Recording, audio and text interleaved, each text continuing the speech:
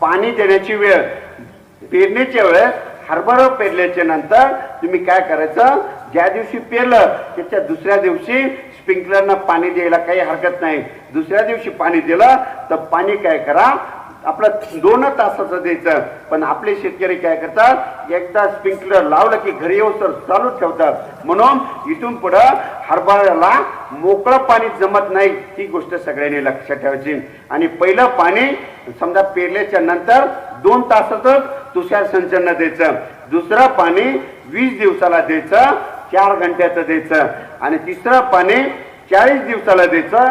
40 दिवसाला हरभऱ्याला नेमके फुलं लागतात. मग 40 दिवसाला पाणी दिलं की ते पाणी किती द्यायचं, 6 घंट्याचं द्यायचं.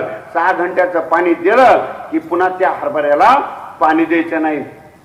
पण त्याची एक स्टेज लक्षात ठेवायची, हरभऱ्याला फुलं लागले की कधीच पाणी द्यायचं नाही. काय होतं, नेमकं आपलं शेतकरी काय करतो, हरभऱ्याला फुलं लागले की पाणी देतो, त्याच्यामुळे तुमचे फुलं गळतात.